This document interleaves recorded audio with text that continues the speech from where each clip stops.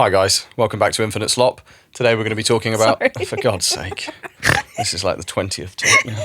Just because you sounded just like a bit weird and you said it, you're like, hi guys. You sound like you're like in Right, Stephen welcome back to Hawking. Infinite Slop. Today we're going to be talking about Skydog from 2020. Got that out, finally. Yep. Every time I fucking started, Tara would be like, wait, I've got to itch my nose. I'd be like, you can itch your nose during the show, just wait like 20 seconds. She'd be like, hang on. And then There's you a kept being hair. like, your upper lip is sweating. No. I didn't keep being like that. You were worried about that, and I was reminding you. Yeah. That's going right now, I can tell. And look, Yeah. it's 35 degrees where we are right now, okay? I'm a Mediterranean lady. And I can't help it. Just, look, there you go. This is my Turkish wife. Mamma mia. No, I don't. I think more like kind of like a sort of like a sweaty Italian lady. Yeah. But Yeah, it's kind of like the she's same. like sweating because she's been like making like delicious tomato sauce all day. Yeah. All die. I meant to say day, and then night came out. Yeah, she makes the sauce or die. Or die. You make me tomato sauce It's, or die. it's like I'm actually like your Middle Eastern wife, but I'm like pretending to or be die. an Italian one. It's quite nice. Right, so anyway, look, Skydog from 2020. It's very unlikely you've heard of this film, even if you're into bad movies. Yeah. This is an Infinite Slop, kind of, not entirely, but kind of an Infinite Slop discovery, An really. infant slop find. Yeah, it's not really well known in the bad movie communities. Not at all. But it does have a few views on YouTube, but yeah. Yeah.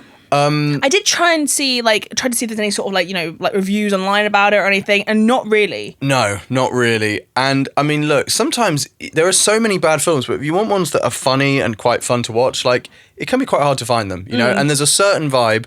I wouldn't necessarily say we've found like a really, really funny good one with Skydog. Oh, great fucking start to the video, No, Tara.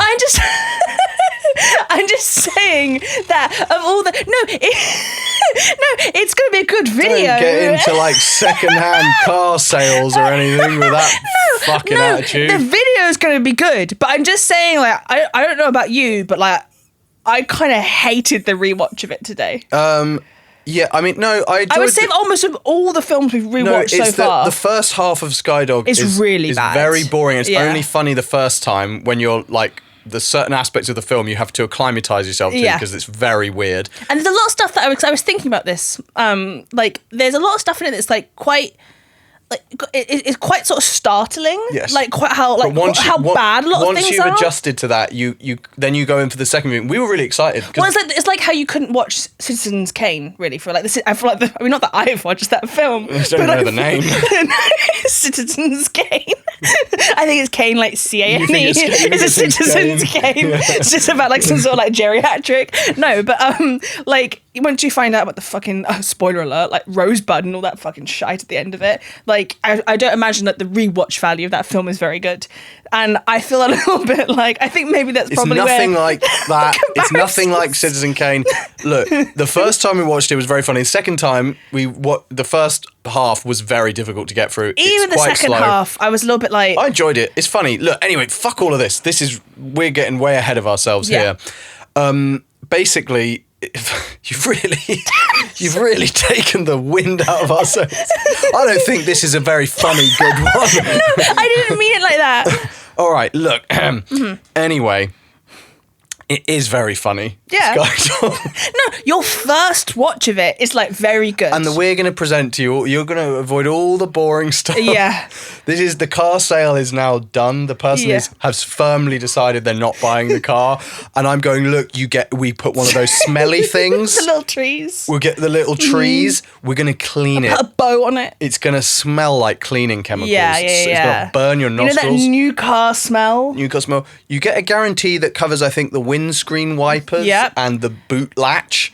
No, not that. No, we can't. no. Sorry, you can't have that. The windscreen wiper, like the fluid. Yes, and if you have any problems, if you break down or anything happens to it, we have a number for a good mechanic. We also mean like if you like emotionally break down from having the car. Yeah, then that if we don't say what, we just say if. Yeah, I feel like this conversation is almost cathartic and like reference to your own sort of shit car. Yeah, a little bit. Yeah. That's why when you said like, oh, if you get insured for the boot latch, and I remembering how like shit ours is and how it like doesn't close and stuff, I'm like, nah.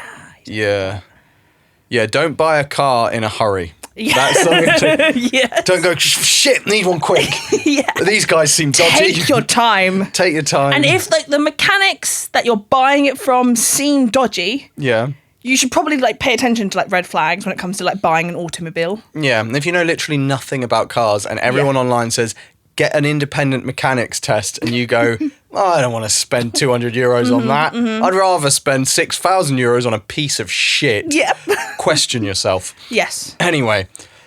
God, they're getting a little bit of everything in this They're getting a little bit of everything, but we're here for Skydog, okay? Yeah.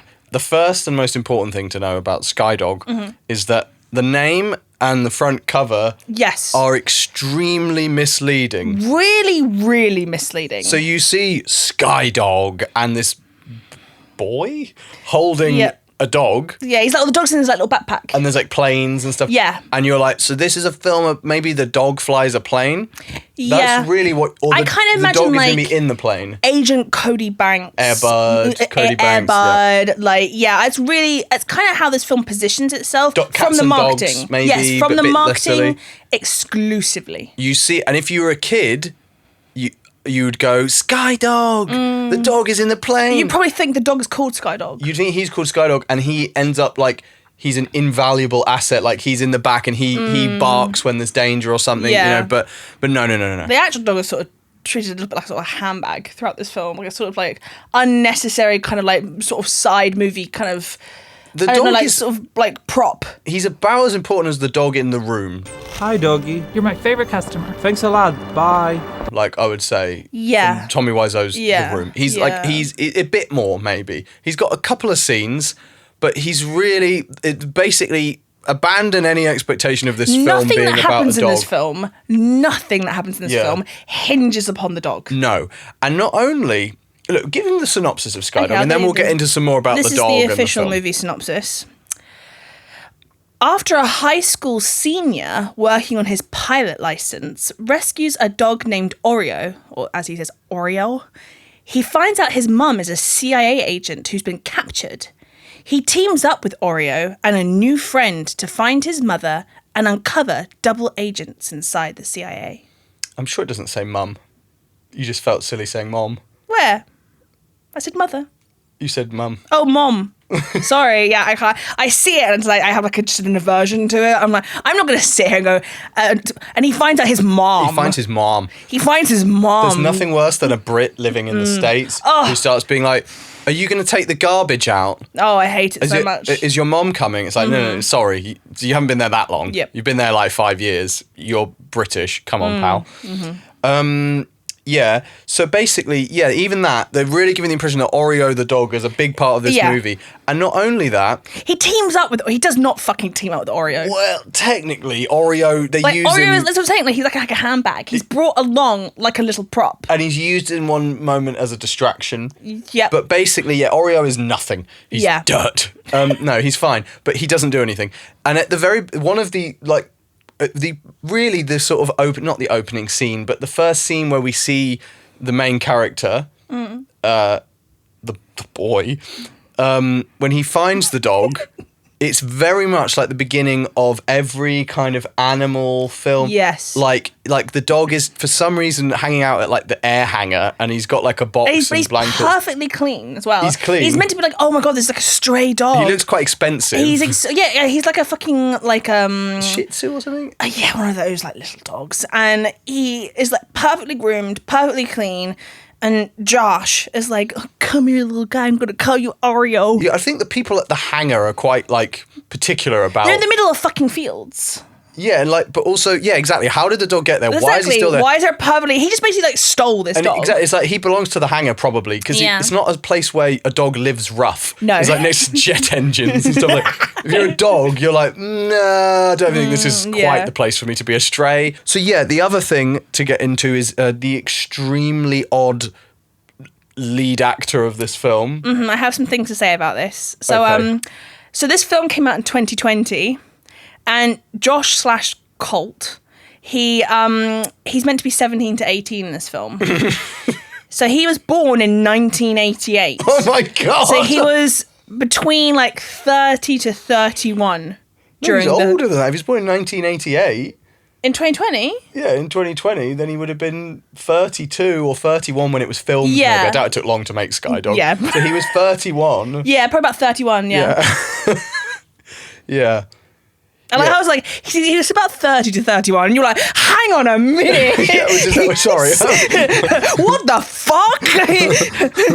It's because I was thinking... You were like so confident that my maths wouldn't have been correct? No, yeah, it's because I was thinking 2020, because I was thinking he's older than me. He's 4 years older than me, but then that doesn't mean... The film came out years ago, so yeah you're correct. This film is an hour and 49 minutes on the dot, and there's a couple of weird things about the cast I wanted to get into. When you Google this movie, it has like, the cast list... I don't know where this is pulled from, but I've never Googled a movie and the cast list has been wrong. And it says that the leading star of this film is Anna Nicole Smith. It's really odd. Yeah. And a lot of Maybe she's Oreo. Yeah, she's Oreo, yeah, like her spirit. Yes. And a lot of people in the reviews that I could find online are really pissed off about this film because it has Dean Cain in it. He's very unpopular. No, he was actually once very famous. Yeah. He was Superman in like this 1990s But now people hate him. 4-season long Superman series. But a lot of people were like, I can't believe Dean Cain did this film. And I was like, that's really odd. Like there are a lot of people who I guess are like Dean Cain like superstars and super fans. We're fucking shit, dude.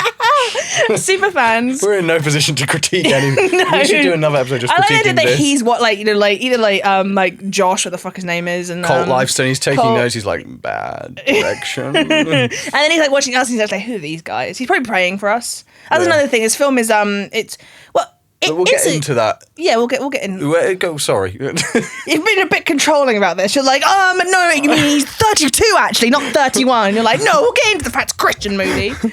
Oh god. But yeah, and I didn't know people. But then I was looking into him. I was like, oh, why are people being like, I can't believe he did this film? And I looked into his filmography history, and he's done things like God's Not Dead and like Boa and stuff. So it's not like he's really fallen from grace. Wasn't he in Superman though? Have you just been listening to anything I've Yeah, been but I saying? think he was in he was in one version of Superman. I just said he was in the 4-season long Superman Oh, series. okay. Sorry, but then you What said, the fuck? but then you said, but he's in God's Not Dead. It's not like he's fallen from grace. Well, I just said like great detail about how he was in a 4-season But then- long okay. Superman series All right. in the 1990s. then- I took time to like look it up and talk about it. but then you're also implying, well, it's not a fall from grace because all he's done is God's Not I Dead. know, and that's what I'm saying. I'm a little bit like, said- that's... he's already. You all right? Do you need to have do you need like an EpiPen or some insulin or something? I had like a caffeine nap before this, and now I'm all fucked up.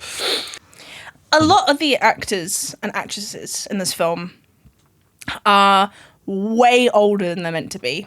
I was thinking I was watching it today, there's a lot of people throughout this movie in the cast list that look like they could have been like real down on their luck actors in like really depressing porn.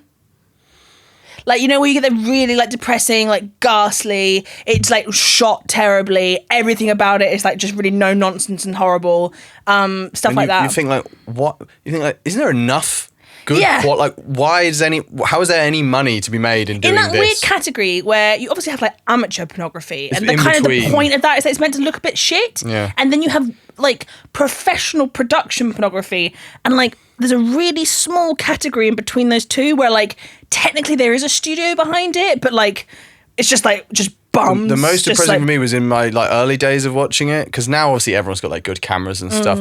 But in my early days of watching it, I remember like Russian porn was always incredibly depressing. Yeah. it was like having a real like didn't the Soviet stench of Union fall? Sovietness to Yeah, it. it was Yeah, like and it's all like these like, weird Soviet Union it's like, apartments. It's almost like that fucking like what's it called, like Dogma 95, where everything's meant to be like sort of like yeah. grey and like overly realistic, and just like everything is or like if there is colours, it would be like why is she wearing like a lime green top? always lime green, That's what yeah, lime green, like and then sort of like like and like the saturation has been like turned to the maximum, but everything else is so like prison like concrete Yeah. grey that it doesn't do anything apart from make her fucking lime green like tube top, It's like really, neon. The lime green is probably a way of compensating for the dreary Soviet feel, and they want to westernize it, but they can't. So they're like, bung a lime green top on her Yeah. and bung a fucking red one on him and crank up the saturation, even though there's just no, like, there's nothing to saturate. And we'll just have the brightest lime green top ever on the saddest porn you've ever seen. Yeah, man. Anyway, These are really kind of days of old. yeah, that doesn't exist anymore. No, everything is now in like fucking like 8K. Yeah, they're all high tech now. It's just guys in sort of weird abusive relationships with their girlfriend where they're like, look, we're not going to talk about porn. No. We shouldn't even be. God, this video has really gotten off to a weird start. So yeah, I mean, a lot of the people in it look way older than they are, but most notably, the lead actor, he is incredibly strange. So he's meant to just be like a kind of relatable. He's meant to be sort of like an teenage all-American guy. boy. Yeah, just a teenage boy who you live the story through him. Yeah. You're a kid and you're like, I wish I was called Lifestone. But like, instead, I feel he's like a kind of, he reminds me of kind of like a sort of bookish gay.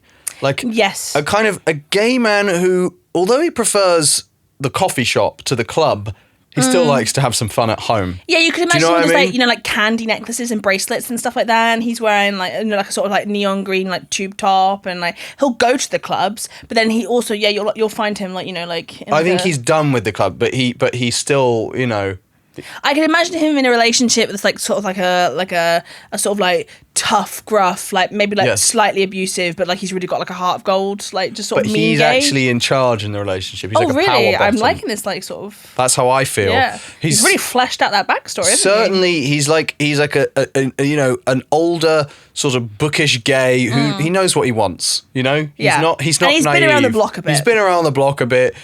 He knows what he wants, and he knows how to get it.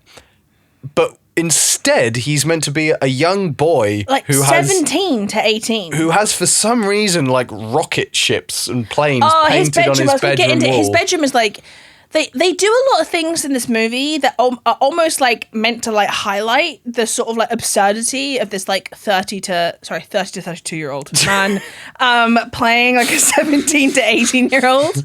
Like yes, he's got this like really childish like space Like for a- astronaut thing for a Is he in 9-year-old. bunk bed. He's in a bunk bed. Oh my God, and he's yeah, got he's- all this like space stuff, or maybe plane. I can't remember, but it's very I think infantile. it's space, which also like it's kind of he's meant to love being a pilot, not fucking being an astronaut. It's like they had it to hand, and they were like, "Oh, my son's got this space bedroom," and they were Yeah. like, "Perfect, sky, space. That's just the high it's bit the same of thing. the Yeah, sky." yeah. And then they throughout the film they do put him in like most of the time. I mean, a lot of the wardrobe in this film is ghastly. Like a lot of the wardrobe in this film looks like because it is a Christian movie. So am I allowed to mention it's a Christian movie? Yeah, go ahead. So I'm sensing some rage from my co-host. I'm sensing some pent-up rage. So it is a Christian movie, and there are like what I would say, because we've actually seen quite a lot of like bad Christian films. It's quite subtle in the fact that it's a incredibly. Christian movie. Incredibly. I would say there's 4 things that really stick out that this is a Christian movie, but you have to like inspect it like Sherlock Holmes to really find them. The first thing is the really outdated, like sort of like just the wardrobe. Like the fact that like, a lot of these like, teen girls are wearing something that look like Yes. a 45-year-old, like I don't know, like an opticians might wear. The second of all is there's a lot of like quite tacky, sappy twee, like not overtly Christian sort of rock music, but like of that realm, like very Yes. like if you actually listen to it, it's very clean. Probably and- Christian bands doing a Yes. not necessarily Christian song. Yes, absolutely. When they at the Christian festival, when they want to get a bit wild and let their hair down, Yes, they're yes. like, "Okay, guys, not all our songs are directly about Yeah. God, but if you want to have an experience to this Yeah, one, yeah. rock out, man, and think about the Lord, but just enjoy." And some 100%. people are in the audience and might even not approve. They're like, Yeah, "This isn't. yeah. Well, this is a Christian festival." Like they only, and like when I was listening, because there's a couple of songs in the later half of this film where like they do sound a bit like love ballads, but like they could be about your love for the Lord. yes. I heard my own heart pounding inside me. I'm not who I once was. My life has true meaning. And then another thing that's quite subtle about the film is that there's this like romance between. Actually, there's a couple of different romances peppered throughout the film, and no one kisses. Only hugging only. No, like even like during the last few scenes of the film where it would make sense for them to kiss, it's just a very nice, like, squeaky clean, amicable hug.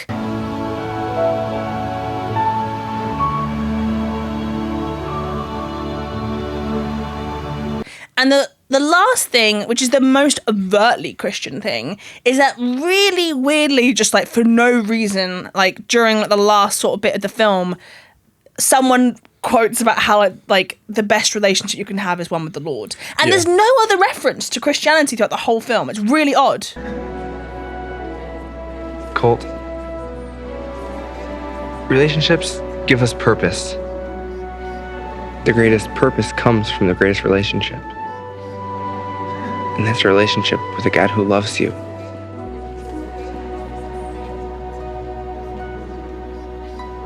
Yeah, there are two other telltale signs that it's a Christian film.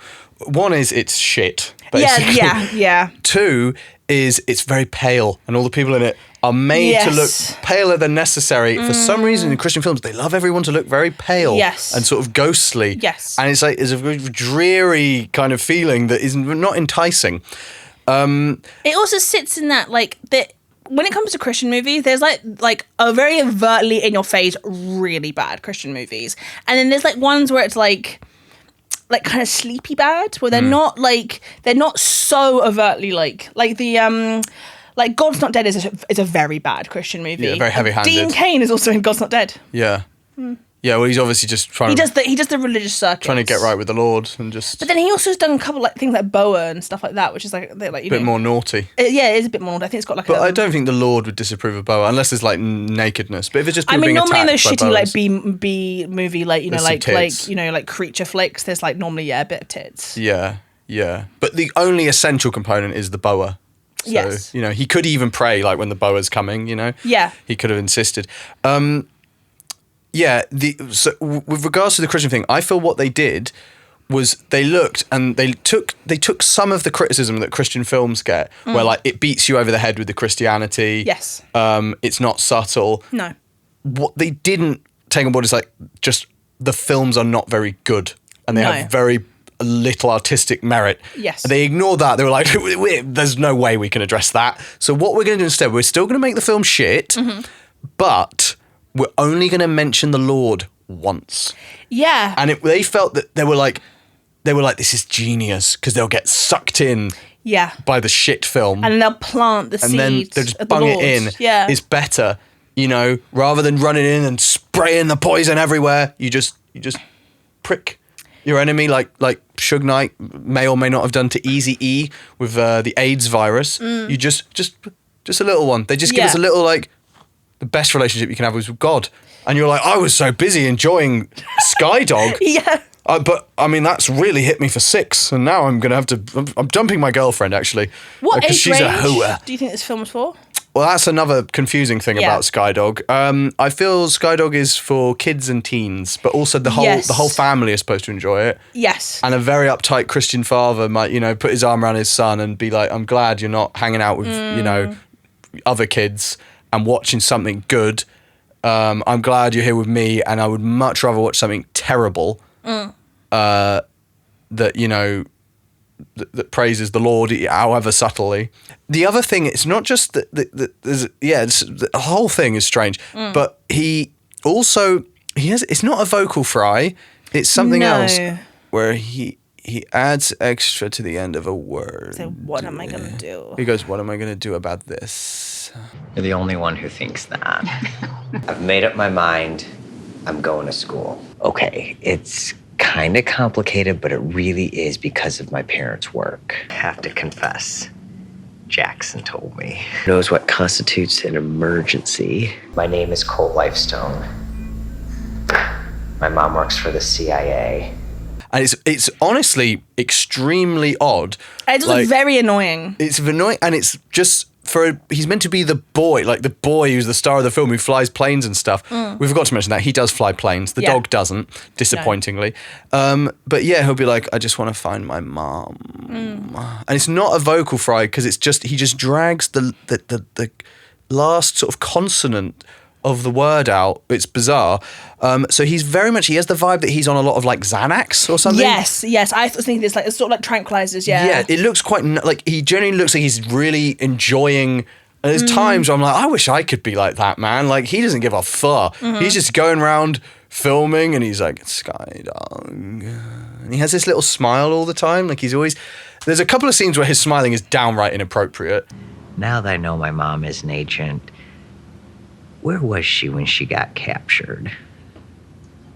You know when they have like horror films, like a doll starts smiling in like a really creepy way? That's kind of like how he does it. It's almost as if like... It's almost like as if like, he has like murdered his mom or something. To me, it was like he was horny for it. Like, he goes to this guy, like his stepdad, and he talks about his mom, and he goes, where was she when she got captured? Where was she when she got captured? And like smiles at it. He literally smiles. And to basically, we've jumped ahead a bit, but his mum is kidnapped, obviously, and it's not been long. No. And he's like, where was she when she got captured? So another thing about his voice and the voices in general is that the whole film is filled with insane dubbing. Yes. The Room-esque dubbing, but like, and similarly, I feel it was for similar reasons, because we know with Tommy, like, I think Tommy was on some stuff. Like, I get the feeling Tommy was on some pretty good meds, you know, because you see him and he's like, there's times he's literally going, that one scene where Tommy's cuddling Denny's head and he's literally like, just like, he's literally like he's going to come just from touching Denny. And he's in that really good He's on good. I mean, because you can see, I would honestly, the thing I want more than anything is to hear the original audio from The Room. I think it would be, because the dubbing is so bad. Imagine how bad it was that they had to dub those lines. It's crazy to think that someone out there probably has the original audio. Yeah. It's probably somewhere. And I feel that there were similar reasons for Skydog. I feel a lot of they dubbed a lot of the characters, to be fair, but it does look like the main character, sometimes his mouth is not moving enough for a movie, you know?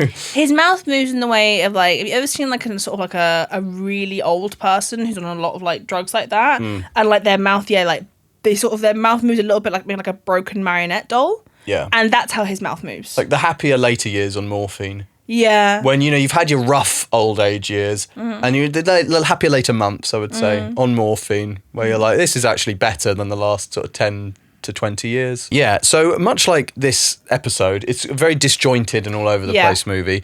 But basically, his mum and stepdad are secretly CIA, and his mum is kidnapped by like terrorists, and he's then for some reason sent to stay with this couple who are actually, you know, you get the feeling. Well, they're CIA agents as well, and it's meant to be like, oh, well, you're in danger, so you're gonna go live with like these like comedically like mean CIA agents. Here's some games. Let me know if you need any others. I can play as much as I want. Yeah. And you can eat as much pizza as you want. Which it kind of goes as like a sort of like testament to how shit this film is, that I didn't realize until my second watch through really that they're like moles in the CIA. I was like, why are they being so comedically mean to him? I mean, that's your fault. Skydog is many things, but complicated is not one of them. No, but like, I don't know. I don't think they make it that obvious that they're moles. This is a movie for babies, and you got confused. They make it so obvious. You're saying that, like, you were asking me during this movie, like, really basic. You were asking me questions like a mum asks watching a film. I can't remember. You were like, I missed one scene. I was out of the room. How dare you? Like a mum. At least I haven't got like literal Alzheimer's. I'm literally talking about how like Dean Cain was in Superman, and you're like, apparently he's in Superman.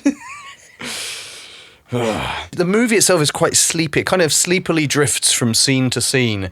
Yes. And you're kind of like, okay. Nothing bombastic happens in this film. There's a scene of like, so so let me talk about the terrorists real quick. So the terrorists are like really generic, like Russian.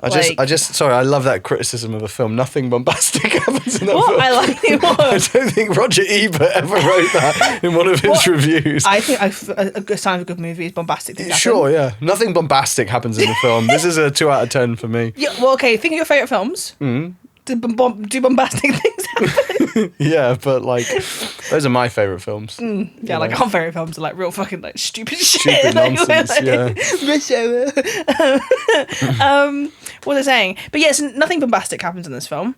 And there's a scene. So yeah, the terrorists. So they're like generic Russian terrorists, like the sort of terrorists that you put in a film where you're trying to be as inoffensive as possible. I'll keep the phone. Anything goes wrong, I'll put bullet through canister before you get there. And they have like a bioweapon bomb, and the bioweapon bomb is really funny. Like, it's been rigged together out of like plastic. It looks so like shit. It's got those like TikTok's LED strip lights in it, And they wobble. Like, when you move it, they're like falling down and stuff. It's got duct tape. It's got as well on it. I didn't notice again to the second rewatch. It's got a big warning sign on it. That's first of all, like, why has it got a warning sign? Like the Russian guys, they Be like careful they with made the it, bioweapon. and it's hand drawn. Yeah. The warning sign. Like, they couldn't even like print one off. Like, if you're gonna put it on there. So yeah, these like Russian terrorists, they like capture his mom, and the capture scene. Happy. Yeah. His mom. Oh, okay. I thought you meant just in general. I was like, oh god, this has become the most codependent, fucked up episode ever. Happy with how I'm describing the film? Like one of those weird couples. One of us is going to get up and throw a full plate of food at the wall in a minute. Well, the scene when they capture his mom. Yeah, there's like some combat in it where Yeah. she's a CIA agent, right? Like you'd assume there's like, you know, you assume she could like sort of throw it down in a hand-to-hand combat wise, and the combat is literally like, it's like Steven Seagal level. It's worse. It's way worse. Yeah. It's the worst fight scene I've ever seen. It's literally really the slow, worst fight scene I've ever and seen. like it reminds me of that one, but like if you watch that one scene from Half Past Dead, you know, the really shit combat of Steven Seagal. If you watch that on like 0.5 speed. It's worse. It's horror. It's a dreadful, low effort, just non-existent fight scene. And that's the only combat in the entire film. So his mum is taken, and then his stepdad has to tell him, "Your real name is Colt Lifestone." And he's like, "I'm a CIA agent." And he's like, "My name is Colt Lifestone." My mom's an agent? Yeah. A buy went bad today. I don't know how to tell you this. Your mom's missing. And his stepdad's like, "Fucking yeah, man. Yeah, you're an agent. Fucking wish you weren't." But he tells him that. Well, I mean, first of all, you're very confused. He's not an agent. no, but Colt's not an agent. Sorry, So you're right. His parents are. Fucking hell, mate! You're telling me, criticizing me that it's a film for babies. At least I know the basic plots. Look, if you've seen our other episodes, you'll know we're not normally like this. I don't know what's going on today. Our boiler leaking or something, like gas is like coming through into the apartment or something. I feel weird, man. Yeah. It's too much caffeine for me. Yeah. We had that weird combo where you have like loads of caffeine, but then you also have a nap, so you wake up fucked up. Yeah, I feel fucked up. Yeah, you wake up, your man. body's just like, you know, it's like if you've like done like fucking, I don't know, loads of like, you know, naughty sniffies, and then also taking a bunch of diazepam. You're in the like Tommy Wiseau mix, basically. It feels like you've done the naughty sniffies, and then the next day you're not doing any, but you've gotten drunk. Yes. And your brain is like, I'll give you a bit of a buzz from being drunk, but you're going to be a bit fucked up. Yeah. And like, you know. And you get these like flashback scenes to Josh's really ridiculously handsome father, and like how he like died. And we were saying he's like the worst. He's like the when worst he CIA agent ever. It's entirely his fault. He breaks literally all sort of like combat gunfight protocol where he dies, and it's like he's in a warehouse and he's been looking for someone and he's going around with his gun, and there's a huge open space. He's on his own. He's on his own. There's a huge open space. He doesn't seem to have called for backup, and there's someone up above aiming a gun down at him. And he just like goes through the middle of the warehouse, like as visible as possible. He doesn't hug the walls. He doesn't use cover. He's just like, where are you? Just like going through the middle of this massive open space, and he's gunned down. And it's like, well, pal, I mean, you know.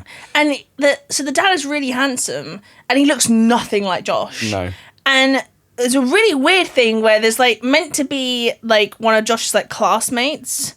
And he looks a lot. I mean, first of all, he looks about 35 anyway. Yeah. And it's like, how many years was this guy like held back?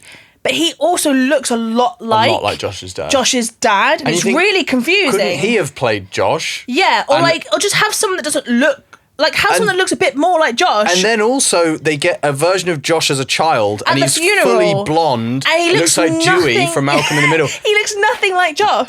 This whole aspect, like Josh, his dad, the weird guy who looks like his dad, and then blonde child Josh, it's just a mess. Another weird thing about this movie is that there's a video game that Josh plays that has more importance to the plot than Oreo does, even though the film is fucking called Skydog and like he talked about Oreo all the fucking time. Really, it should be called like fucking Sky Stingray or like Sky Video Game. The video game is called Stingray. Sky Boy Man. Sky Man Boy.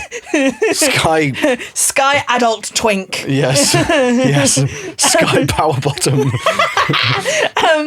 So there's this video game that he plays called Stingray, and like the video game, which you see on the screen a lot. Like Kieran was saying during our most recent watch, like they could have just done all these exact same scenes and just like suggested that he was playing a video game, because the footage of the video game, it has like Josh says, oh, this video game is about a mole in like a CIA. And a CIA. Like there's many of them. In the CIA. And yeah, go on, get your cheap shots where you can.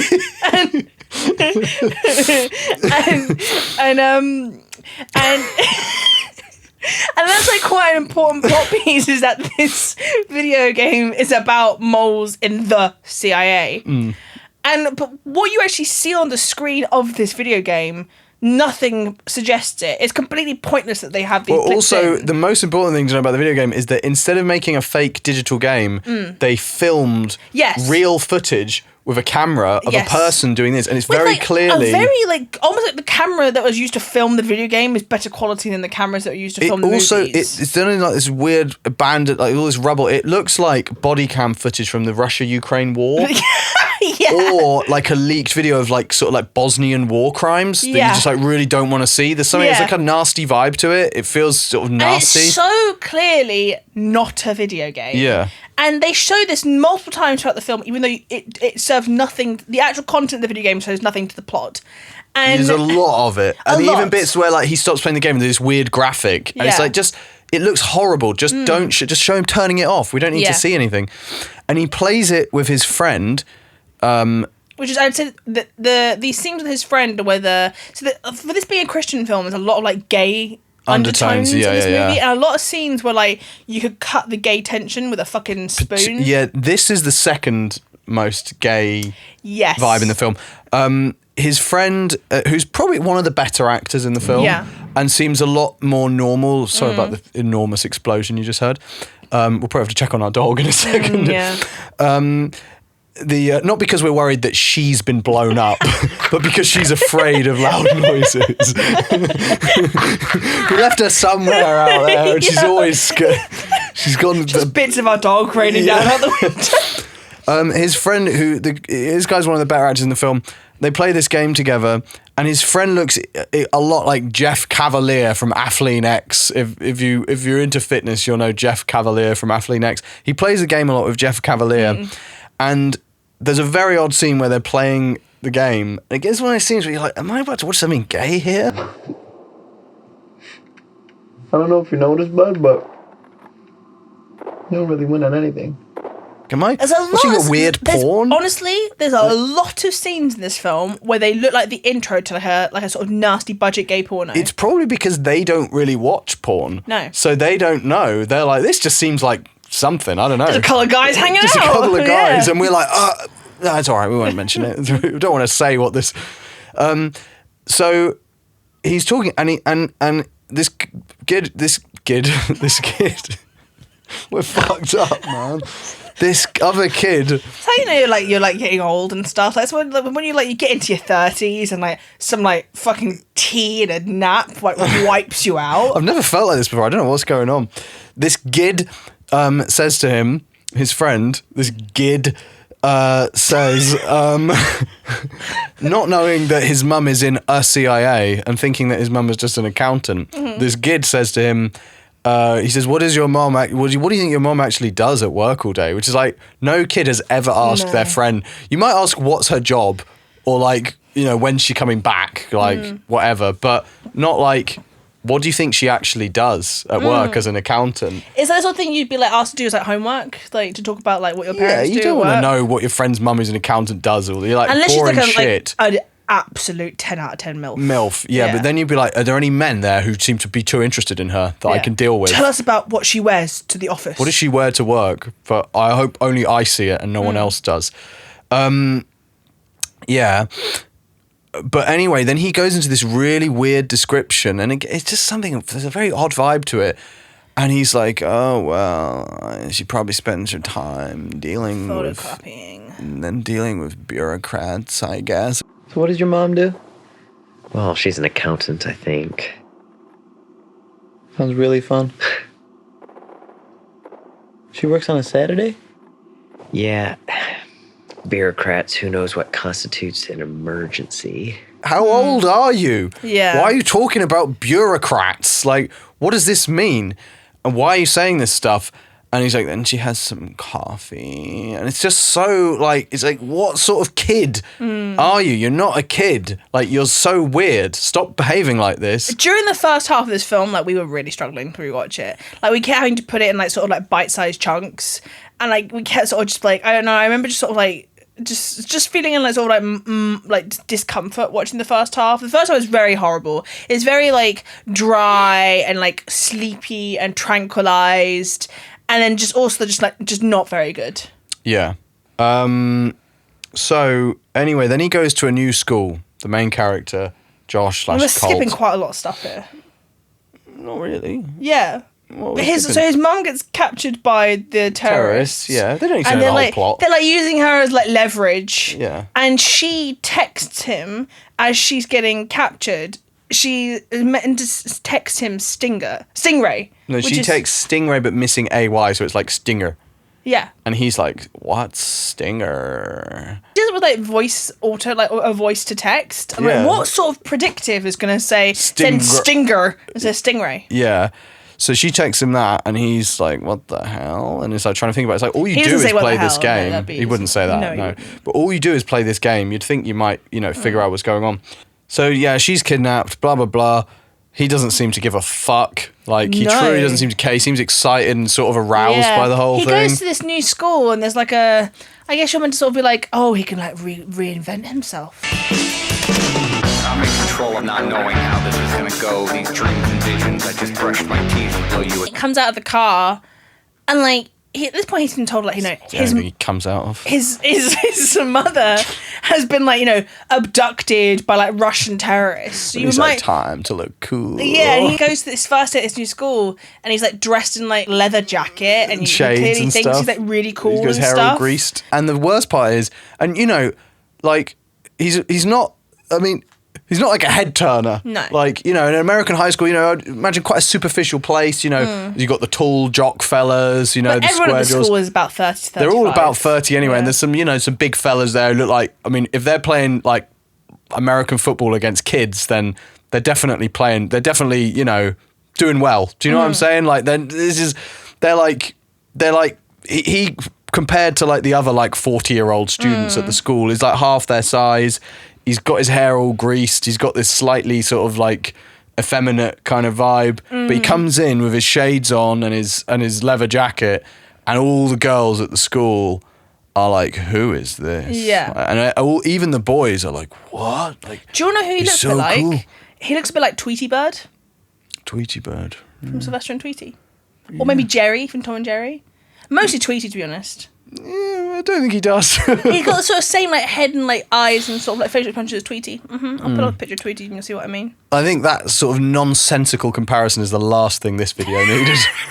I think we should play it safe for the rest of the video, not throw out these abstract, like vague, tenuous comparisons. I can't control the way in which my genius mind works. Okay. Fair enough. Yeah, I think that's a good response. So look, Sky man boy, Sky Powerbottom. He goes to the school. He's in his leather. And yeah, the girls all take an interest. And for some reason, he forms this immediate magnetic attraction between him and this. Well, there's this black lad at the school called Jackson, and there's quite like a fleshed out backstory to Jackson, like about how his mom is one of the teachers, and he's like. You can say when you're just saying it and you're not reading from synopsis, you can just say mum. It's okay. I said. You really throwing a spanner in the works here. When you read the synopsis making me glitch, and it says the word mom, you say mom. When you're saying it, I think I'm saying mum. Okay, there we go, mum. Good. Jackson's mum is a teacher at the school. Sitting there, your hands like this. What are you, man? Just fucking nervous, bro. I'm stressed out. Just deranged manic energy, just fucking pulsing through me. Anyway. Let's be professional, yeah? Yeah. So there's this kid Jackson. Anyway, look, I can't really say what I want to say. I'm going to put a picture of Jackson up on the screen. And I'm just going to ask you, or maybe Tara's going to put a picture of Jackson up on the screen. I beg your pardon, Tara. And we're going to ask you, whoever's put the picture up is going to ask you... It doesn't matter. It doesn't matter. Someone's going to put a picture up on the screen. What comes to mind when you see Jackson? I'm not going to say it. I mean, this is opening up like, like, what do you mean? No, basically, yeah, okay, fine. I feel that what I'm saying or implying is accurate enough that I need not say it. And throughout the film, was quite shocked. Yes. I was like, is Jackson... I mean, because Jackson appears to be... And I feel that Jackson might be, and I'm not saying black here, because that is obvious. That's an objective fact. Jackson's behaviour seems normal. He seems to be high functioning. Yes. But am I crazy for thinking this about Jackson? That Jackson appears to be... I mean, what I will say is that you kept saying this throughout the movie, and I didn't necessarily 100% agree. Really? No. I felt like Jackson literally looks like he has that condition. I mean, literally, like, you know, I was shocked by Jackson's presence in the film. Anyway, so moving on from that, Jackson and Colt. And what the fuck is the lady's name? Can't even call her a girl because she's the lady, the weird sappy like Kristen Stewart's mum. Is her name Alice? Maybe Alice. She's like the sort of his love interest. Although really it feels like Jackson's more like the lust interest. So him and Jackson, it just feels like they've immediately, there's this, for no reason whatsoever, there's this like magnetic attraction between them. Yeah. And they like, there's some sort of discussion between the girls or Jackson or something. And then Jackson and Colt kind of like approach one another. I think Jackson maybe approaches Colt. And it's like, they've not spoken at all. And they decide they're going to hang out. And this scene really has the vibe of like a gay hookup. I have to go to your house. Yeah, I think we can make that work. Great.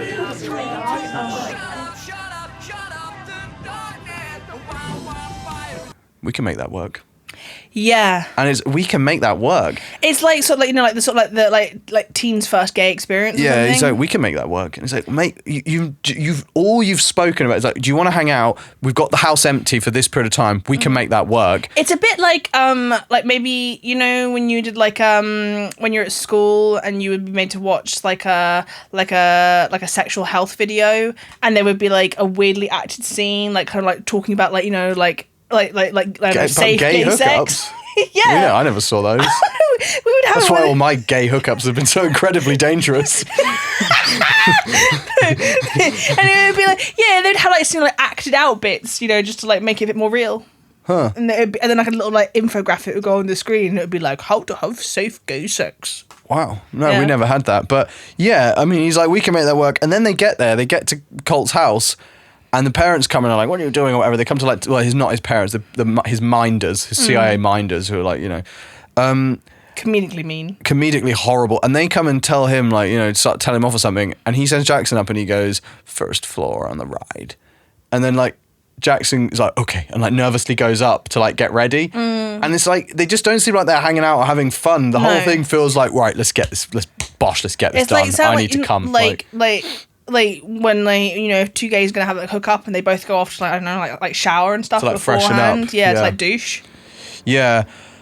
So it's very disjointed. Yeah, so he's got the leather jacket. Then quite soon after the leather jacket, he has a shell necklace. The shell necklace was That's where he fully jumps the shark. Yeah. Where like it was already impossible to take you seriously as like a cool teen, but the shell necklace was so unnecessary and just so insulting to the viewer, and it's horrible to look at. Yeah. He's got this incredibly long hoodie, like this shell necklace, and this girl for some reason is interested in him, and Jackson for some reason wants to be his pal. It's all fucked up. I feel like there's a scene with Jackson where there's this woman again, I can't call them girls or anything because they're all like 30 plus, they're like our age. There's this like woman and like she's not been referenced at any other part of the film, and there's this one scene where you see Jackson asks her to prom and you never see her again. Like there's no reference to her, and I almost feel like they put that scene in because Jackson does seem quite gay. Yeah, they wanted to be like, oh no, Colt and Jackson aren't a thing, don't worry. We have to clarify. Because there's a scene where... So, Josh... Are we calling him Colt or Josh? Whatever you want. Yeah, whatever we want. Power Bottom, he goes to his, like, CIA stepdad, and he's like, where was my mom when she was captured? And he's, like, smiling and all creepy, like Jeffrey Dahmer-esque. And the CIA stepdad gives him... the address. He should. Oh well, that's actually where your mother was kidnapped by extremely dangerous Russian terrorists. So it's here you go. It's probably for the best. Speaking of Russian terrorists, bro. Should we go check on the dog? We should probably check on the dog real quick. Yeah. BRB. Where was she when she got captured?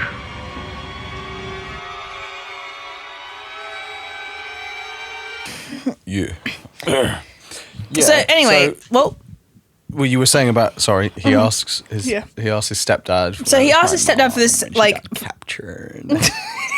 It really is like that. It's really creepy. And so he gives him the address, which is completely inappropriate and like just unnecessary. Yeah, you should go. You know what you should do, teenage boy who I'm responsible for? Yeah. You should go to the exact location, the shady, abandoned building where your mother was kidnapped and has never been seen since. She's kidnapped by Russian terrorists. You should go there. I should tell you where it is, and you should go and loiter around there. Yes, that is the kind of savvy that a CIA and bring your new black friend there. Yeah, bring him round. So yeah, I thought they had to put this scene in of Jackson like where they had to reaffirm that Jackson's straight, because at this point, like Power Bottom, he will not shut the fuck up about how his like family like CIA. Yeah, he's telling everyone. He's telling like really loudly in a library. He's telling like his like love interest. He's very happy for his cover to be blown. Yeah, completely Someone comes blown. in, sees him watching a video tangentially related to it, and he's listening to it out loud at the library. He's like, okay, I guess I'll tell you. My parents are agents. Yeah. It's like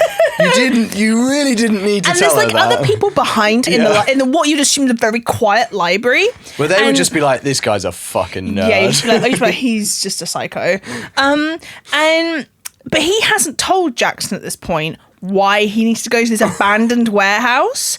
And Jackson's just like really happy to go there. Like Jackson just like takes him on his like moped and they go to this abandoned warehouse and they're like walking around the abandoned warehouse together. Jackson's like, yeah, we can make that work. Yeah, Jackson's literally like rock hard. He's literally as solid as a rock. There's one or two things. Jackson thinks he's either going to pull out a spliff or he's going to pull out his cock. Yeah. And then he's like, this is where my mom was captured by Russian terrorists. At that point, Jackson should be like, cool, bye. See you later. All right, but I just...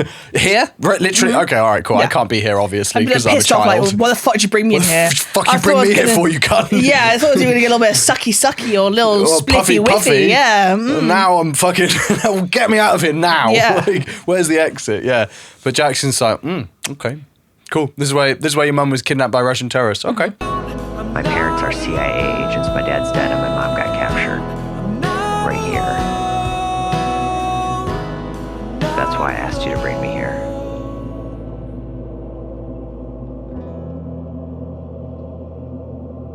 Like, just don't get involved. Just leave it. This isn't your fight. You don't know this guy. No. Like, you've played this weird computer game with him once, and now you're helping him with incredibly dangerous stuff that could literally, you could lose your life, son. And like, wake up. Jackson disappears in like the very latter half of the film. You never hear from Jackson again.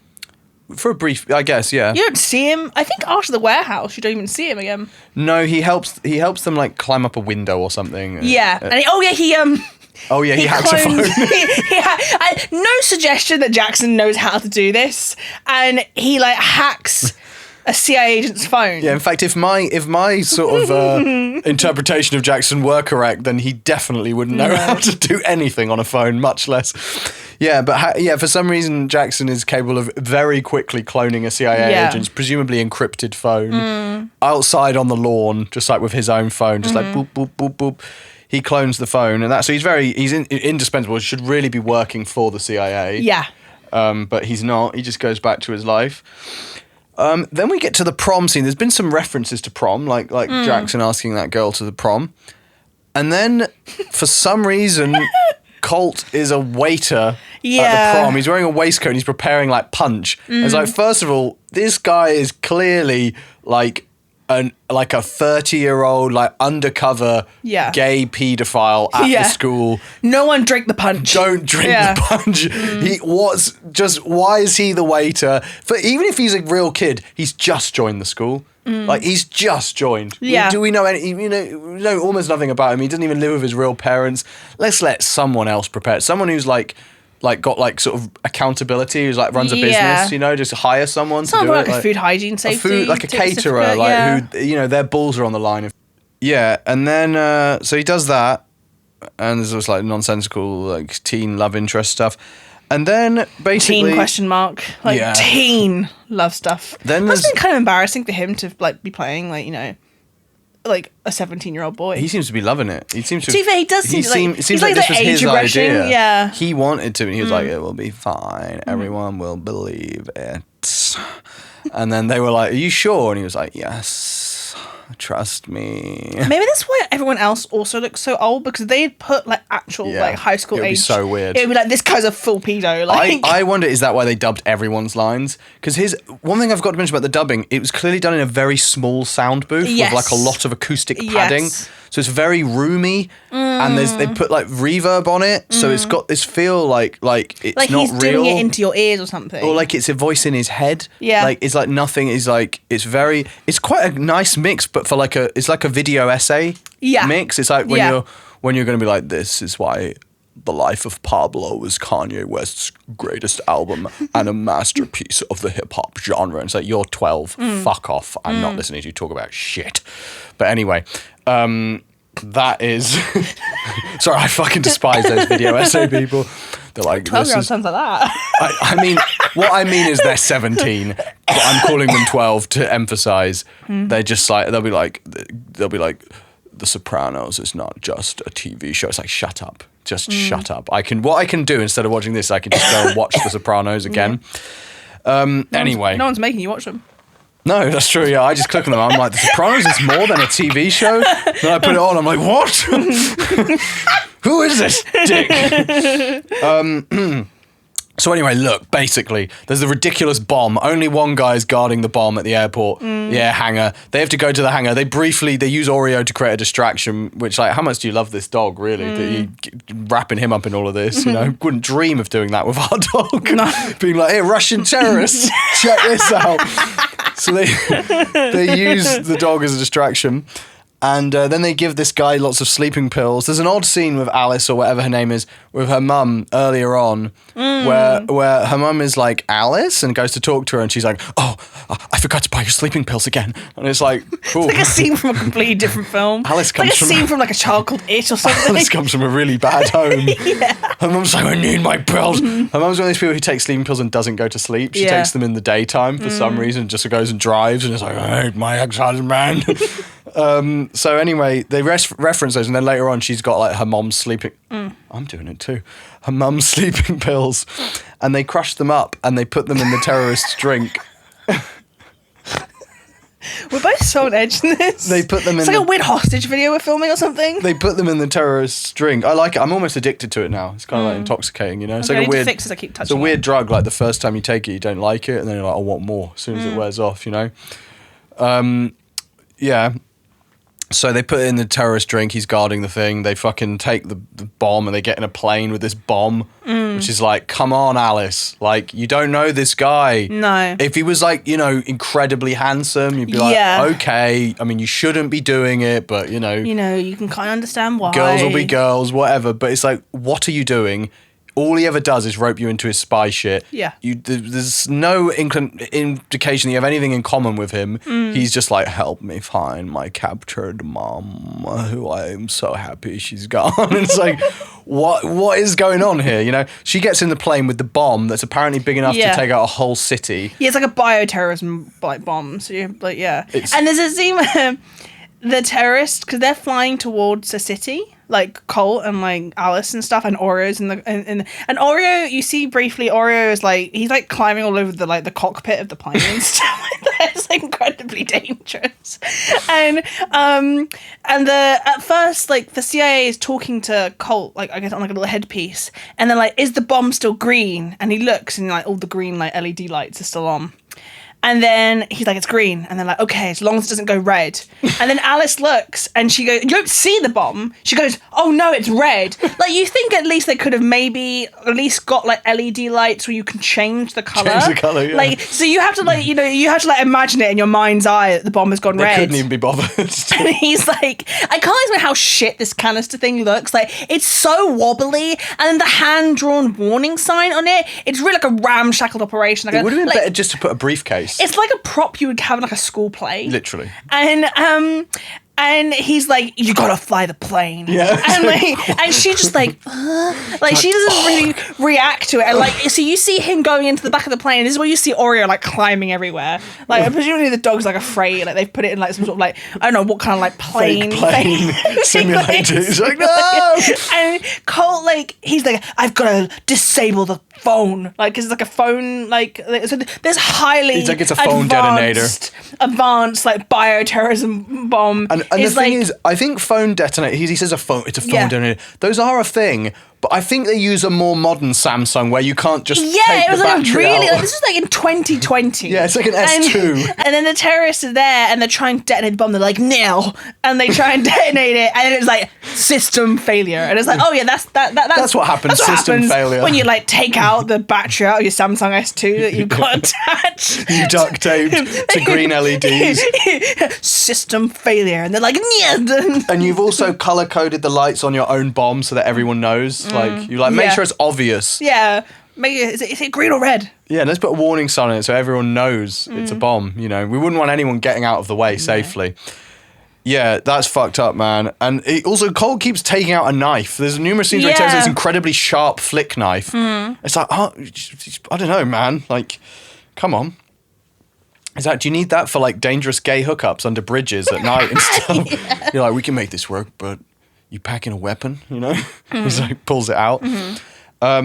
Yeah, so there's that. Then shortly after that, I would say there's by far the best shot in the film. Yeah. There's one of the shitty actors who's throughout the whole film really shit, and he's one of the abusive, like, sort of temporary parents that Colt gets, who's a corrupt CIA agent. It's been, revealed, it was incredibly obvious. So he's staring off into the sun, he's on the boat, and it's like really stunning, it's a really good shot. And he's got this emotion in his eyes. And you're like, whoa, this is a really good shot for Skydog. Yeah. And then immediately afterwards, what's it followed by? Like the lady that he's like the other minder for Colt that's in on it is one of the moles along with this other guy. Like, there's a helicopter very clearly like a couple of feet above the boat that they're on. And it's like, you hear the and she goes, what's that noise? What's that? What is that noise? What is that? It's a fucking helicopter. like, I feel like basically all human beings on Earth know what the sound of a helicopter is. She's not in Papua New Guinea in an uncontacted tribe. What's that noise? It's also like, you're not even in a city. There's just nothing but ocean and sky, and there's a helicopter like with a clear background. Like she's been jump scared by a helicopter. It's like, yeah, helicopter, spinning propellers. Yeah. Like, definitely a helicopter, With that saying, the guy that had all the emotion in his face, there's the other really just gay scene when when Colt goes down and the guy's like working out. I want to be an agent. Mr. Porter, you're so cool, and I know you could teach me how. And it's like And, he's like- going to be like, what are you going to do for me first? Yeah, and like Colt's like he's like trying to lift the weights with his like little like twink wrists. I'm a twink. And he's like, I could work out really hard. And like, It's very odd. It It's really incredibly is. odd. I know exactly what you're doing. And like the way it's shot, like the camera is like quite it's like propped so that you can perfectly see both of them, and like it really has like It is like, you know, when you get the gay, the ones who run the conversion therapy camps, and it's like, couldn't you get a more straight seeming guy Yeah. to run the gay Yeah, conversion yeah. camp? But he's like, we're going to pray the gay away, okay? And it's like, all right, with you?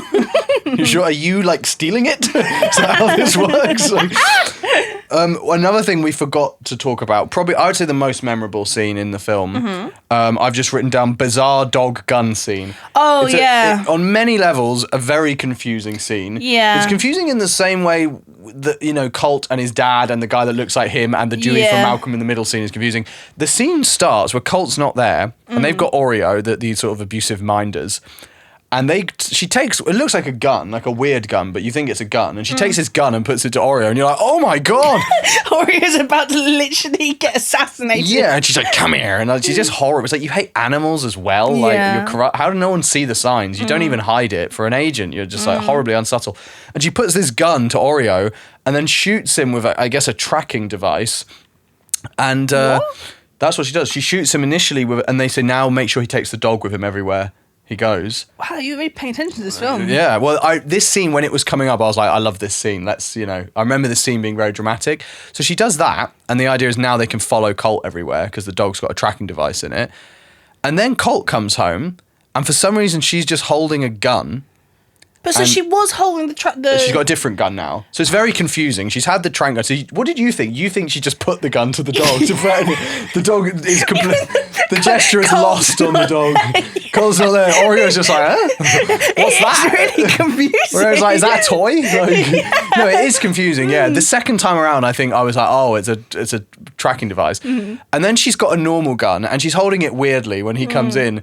And then Colt's like, what's going on? And then she's like, this is what happens when you don't follow the rules. And it's like, okay. And then she goes to point the gun, I think, at Oreo this time. She is going to now shoot Oreo. Having shot Oreo with the tracking device, Yeah, it's like, well, you're not she's going to undo her hard work Yeah. by, for some reason, executing him in front of this Yeah. person she's meant to be maintaining her cover in front of. Yeah. So it's just outright ludicrous. And she sort of goes like she's going to shoot Oreo. And then suddenly, like, it's so confusing.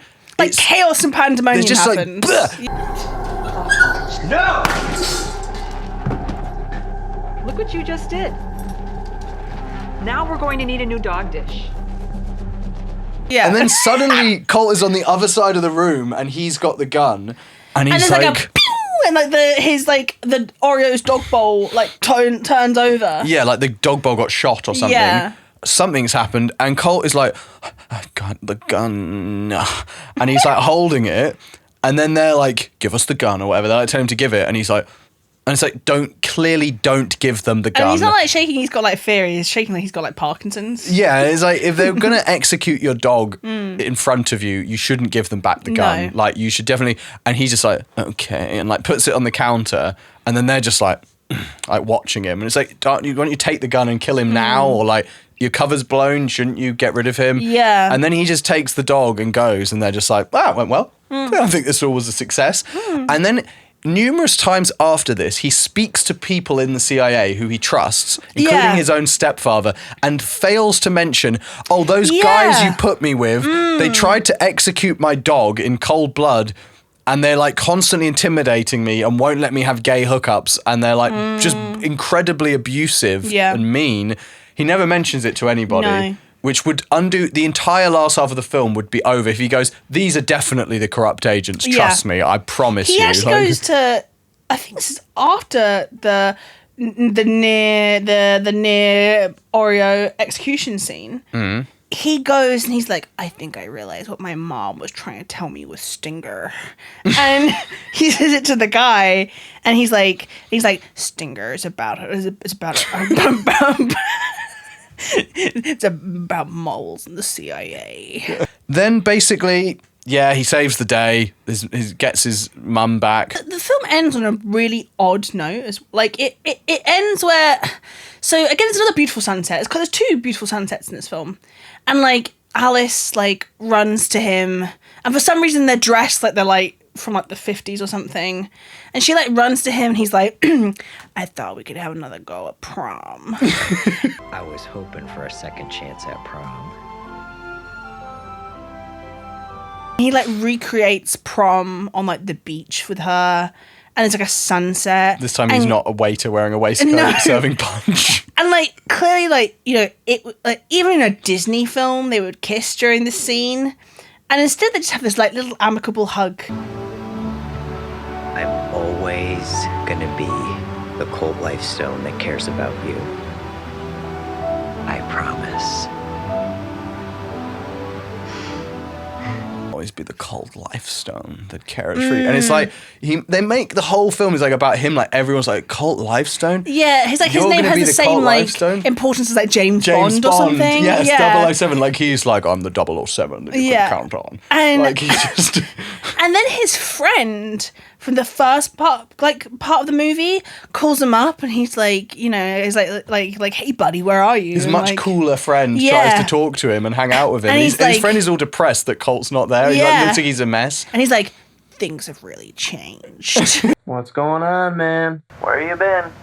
Okay, Landon, I can explain everything.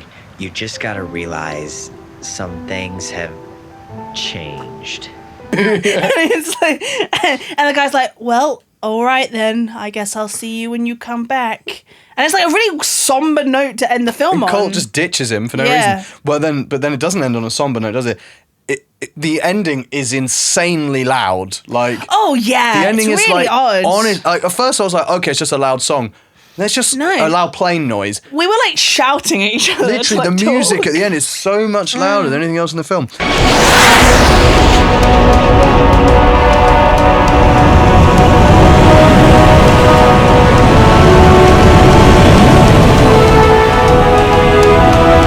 One thing I've written down, I don't remember it because this was from when we watched the first half. I just wrote down around 9 minutes in, comes when answering the phone. So I'm just going to say that in case one of us... Okay. The clip will go here. Landon. Yeah. So, overall thoughts then. We can put these tablets away. Yeah. There you go. No. I'll keep it. Yeah, you It's keep all right, yours. yeah. That's all right. I put mine here. You put yours there. That Yeah. seems to go without saying. It was quite comfy on my lap though, you know, sort of like... It's a safety blanket. When you feel awkward, you can be like, my tablet. What have I got right here? We both had quite sparse notes for this film. Yeah, I saw your notes before you moved them over to your because you ripped them up to put. Let's not even say what you put in them. I don't think people Well, want to I hear mean, it. that's going to make it sound like it was like something Sounds really... worse. Yeah, what it the wasn't. fuck? It wasn't anything vulgar. It was just the dog was having some symptoms and some stuff. And Tara ripped my Skydog notes out of my notebook and was like, "Here, put that foul shit in here." And then she took the liberty of doing it. Anyway, so I had to just be like copy the notes down. It was all like wet. Yeah. Anyway, overall thoughts. So. If you watch the show, you know we do the score that the film deserves genuinely as a film, non-ironically, not for comedic value, and then the ironic enjoyment. What it is as an intended piece of work, and then what it is as a so bad it's good film. Yeah. So first, Okay, which one are we doing first? what it deserves as a film in itself, for how it was intended. It's quite difficult. I'm gonna really try and imagine that this is a Christian film for children. But it's not. It's not marketed. I don't think it's fair that we can grade it as a Christian film. As a Christian film, it's better than average. It's not graded as a Christian film. It's not marketed got as a Christian- shooting in it and stuff. It's got gunfights. But as a film for children, It's not for children. It's like Alex Rider age. So it's like for boys between 12 and 10. no, I would say like 7 to like 12. Yeah, but it's got gunfight. I don't think the Christians would want like an 8-year-old watching that. I'd it's say not got much for like gunfights in it. 8 to 13. But it's not marketed as a kids' film. It's for the family, kind of. It's gonna get Do they make films for kids that have terrorists and like dirty bombs in and stuff? I don't think they do. Like his mum is kidnapped. It's marketed. And, like, there's starved a and couple of stuff. different like Christian review, like where they don't give like in-depth reviews, but they like rank like like is there like sex or violence and stuff like that. I went to go look later and see if they had like like do they have like all films on there? Do they have like fucking like Faces of Death and like Nymphomaniac on there? I doubt it. But on the rating system, it's like nudity, violence. It goes 0 to 10. So, but it has to have some scale. But they probably don't have any perspective, so they'll just be like 10 on nudity, with like a half a nipple. And what's I saying? By the way, it sounds like we're shit talking followers of the Lord here. We're not. No, we're not. We're sort of more or less followers of the Lord ourselves. Just the kind of Christians that make Christian films, I would say. Like, well-meaning just in case you're folk. watching God. Just in case God's watching. Yeah. Or just a Christian who feels like they're being slated. No. We're not epic Reddit atheists or anything. No. But just the kind of Christians who make Christian films. I think their films speak for themselves, basically. Yeah, we're yet to see but shout out to JC, of course. Oh yeah, of course. Yeah. That's like the equivalent of the little reference in Skydog. We just suddenly there you go, take some Christianity. Look, what it does as a piece of intended just movie, just art. It's difficult, isn't it? I'm teetering between a 3 and a 4. Same. It's really hard. Yeah, it's a 3.5 really, but we don't do those. Yeah. A 4 feels too high. A 4. It's fucking boring. 1 off a 5. It's not. But if you were a kid, I don't think even a kid would enjoy this film. It's boring because of the actor who plays Colt. Even a kid is like he's not. Because of the 32-year-old man that plays a 17 to 18-year-old boy, I'm gonna have to give it a 3 out of 10. Yeah, I think that's the thing. I think if you changed him and a couple of other actors, if you had made him maybe Frankie Muntz, come on, if it had been just Agent Cody Banks, a classic, then he could have pulled it off. Yeah, no, it wouldn't have been a classic, but it would have been good. Him or just give it to Dewey. He's a bit older. Go on, Dewey from Malcolm in the Middle. Give it to the boy that played apparently young Josh. Yeah, give it to him. Give it to the one who. If you're gonna make someone who looks like an adult, get the one who looks like his dad, who literally looks like he's been come back from the war and is working at a factory now. He's a character from Boardwalk Empire or something. He's fucking made he's illegally sawn off a shotgun or something, and he's gonna go and fucking kill his old boss. 3 out of 10. It's got to be. Yeah. I feel it's a bit harsh because some of the other films we give 3 out of 10 to, this is better than them. I've seen much worse, but it is probably a 3 or a 4, but we're going to say 3. I would say the rewatch value of it also makes that me give it a 3. Turned me against it. Yeah. I was very bored, particularly the first half. There's a lot of CIA stuff that is incredibly boring and stupid. Would you recommend to our viewers to watch this film? Yes, I would. I would actually. I would, yeah, because it's an hour and 49 minutes. If you just want some shit on, just to kind of feel a bit like Jackson about, then I also put it on. yeah, you want to get a bit Jackson. You gotta give it a little Jackson up in it. Yeah, you just want to switch off and feel like Jackson looks, which we all do once it's been a long week of work. And you got all this, for some reason, strange manic energy coursing through you. And you're like, I wish I felt more like Jackson looks right now. That looks perfect. Just, I'll have what he's having. I'll have what he appears to be having, but isn't having. I'll have what he appears at glance to be having. Yeah. Just, just to uncynically just enjoy like a hamburger or something, just stuff's happening, you just take it in, you're just happy, you're smiling. The grilled cheese sandwich. Yeah, you've burned the shit out of it, but you love it anyway. You don't even know what that means. Anyway, this is not how this show should be. No. Okay, look, as an ironic, you're so bad, it's so good. Okay, score. so I'll say one thing. I would recommend watching it. I also think we just weren't in the mood when we went to watch it again. I think that was part of it. Also, lads, it's free. It's on YouTube. You should definitely. I'd say there's a lot of meme-worthy material in it. A lot of just moments that would be funny clips to put on YouTube. Yeah. A lot of stuff about it that's uniquely bad. So if you like bad movies, I would definitely recommend watching it. There is a possibility you'll be a bit bored because if you're a fan of Dean Cain, don't watch it. Apparently. Yeah. And it's worth, if you've seen all of this, maybe it's not whether you've seen our whole video, and if you're watching this end bit, you probably haven't, unless for some reason you've skipped to the end, which is ridiculous. Yeah. Which is the sort of thing Jackson looks like he'd do. But yeah, and so for the score, of a So Bad It's Good, what are you going to go with?